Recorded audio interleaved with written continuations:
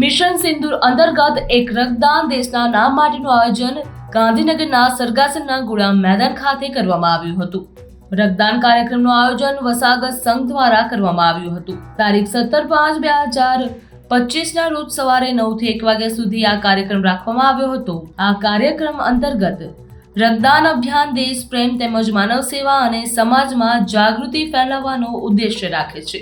ભારત પાકિસ્તાન તણાવ વચ્ચે એક રાષ્ટ્ર, એક લાગણી, એક જવાબદારી રક્તદાનના ઉદાત્ત સૂત્ર સાથે પાટનગરની વિવિધ સામાજિક ધાર્મિક સંસ્થાઓ તેમજ યુવા સંગઠનો, તબીબી સંસ્થાઓના સહકારથી આ રક્તદાન કેમ્પનું આયોજન કરવામાં આવ્યું હતું.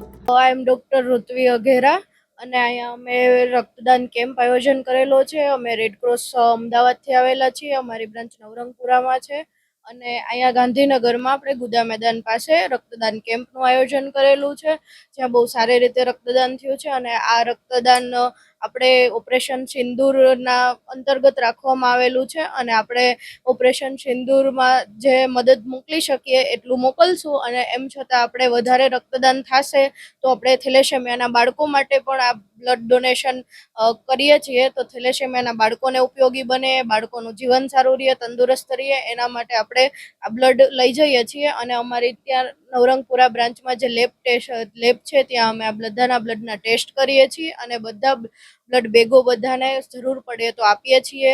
અને અમારે ત્યાં દરરોજના 20 થી 25 બાળકો આવે છે રક્તદાન લેવા માટે. થેલેસેમિયાના બાળકો છે જેમના શરીરમાં બ્લડ બનતું ના હોય, એટલે આપણે તેમને ચડાવવું પડે છે બ્લડ.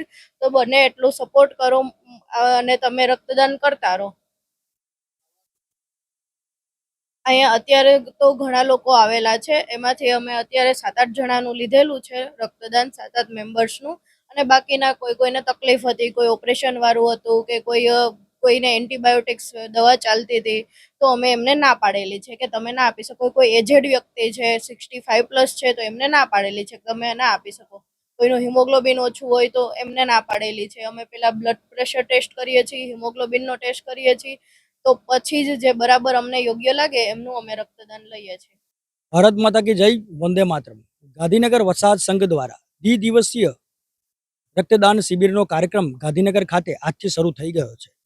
આજે સરગાસનમાં સવારે છે, સાંજે વાવોલ ખાતે છે, આવતીકાલે સવારે પથિકાશ્રમ સર્કલ ઉપર છે અને આવતીકાલે સાંજે ઉડાસણ ખાતે ગાંધીનગર વસાહત સંઘ દ્વારા આ દ્વિદિવસીય રક્તદાન શિબિર દેશના રાષ્ટ્રના હિત માટે કરવા માટે અમે જઈ રહ્યા છીએ.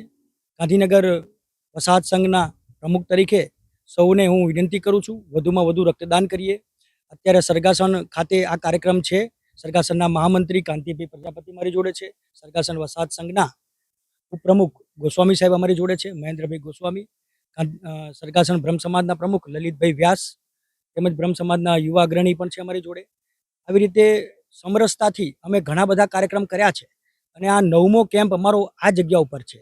2022થી અમે ધ્વજવંદન સાથે 15 ઓગસ્ટ અને 26મી જાન્યુઆરી રક્તદાન કેમ્પ કરીએ છીએ. પણ આ એક દેશ માટે લહુ આપવાની ભાવના સાથે અમે પાકિસ્તાનના વિરુદ્ધમાં પાકિસ્તાન મુર્દાબાદ અને લહુ દેશ માટે આપી એવી અમારી આક્રોશની વૃત્તિ સાથે લહુદાન થાય એવી વિનંતી કરીએ છીએ.